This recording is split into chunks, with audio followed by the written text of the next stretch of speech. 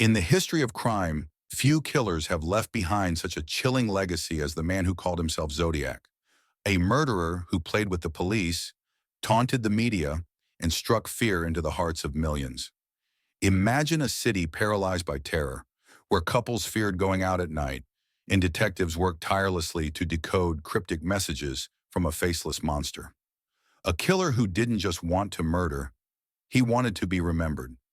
The Zodiac Killer is more than a criminal. He is a mystery that has haunted us for over 5 decades. He was never caught. His true identity remains unknown. And even today, some believe he is still out there, watching, waiting, laughing in the shadows. December 20th, 1968. A quiet, cold night in Vallejo, California.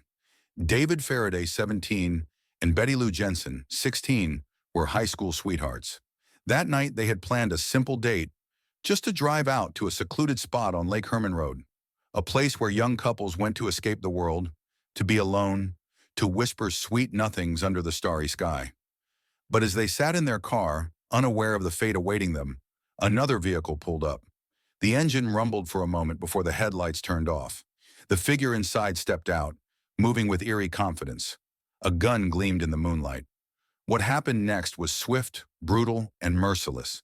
The killer fired into the car, forcing the terrified teens out. David was shot execution style, a single bullet to the head. Betty Lou ran, her feet pounding against the dirt road as she tried desperately to escape. But 5 gunshots rang through the air.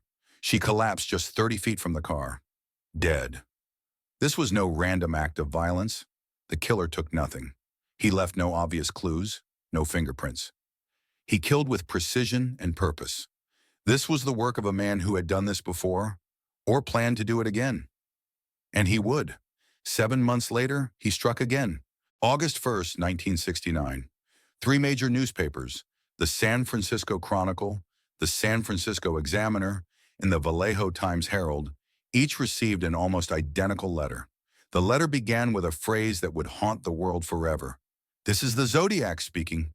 Inside was a cipher, a series of symbols and letters forming a cryptic message, a challenge to the world, a puzzle that, if solved, would supposedly reveal his identity. He demanded that the newspapers print his letter on the front page, or else more people would die.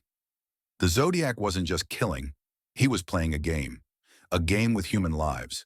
The cipher was cracked by a school teacher and his wife just a week later. But instead of revealing Zodiac's name, the message taunted its readers.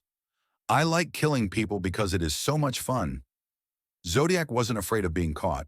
He wanted the world to fear him, to know that he was out there choosing his next victim. September 27th, 1969. A warm afternoon at Lake Berryessa. Brian Hartnell and Cecilia Shepard, a young couple, were relaxing on the grass by the lake. They had no idea that a man was watching them from the trees.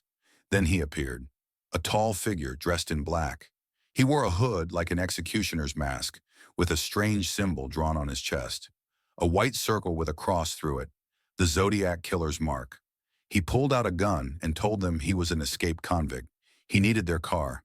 He needed their money. Then he tied them up. But instead of stealing their belongings, he pulled out a knife, and he started stabbing, again, and again, and again. By the time the attack was over, Cecilia lay motionless, blood pooling beneath her. Brian barely survived. For the first time, Zodiac changed his method. He wanted to feel the fear of his victims up close. He wanted to look into their eyes as they died. Years passed. Hundreds of suspects were investigated. But Zodiac's identity remains a mystery. Could it be Arthur Lee Allen, the man whose behavior and handwriting matched Zodiac's?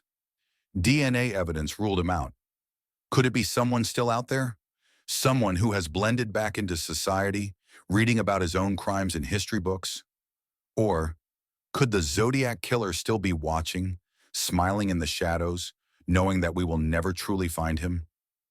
The mystery remains. The fear never fades. Who do you think was the Zodiac Killer?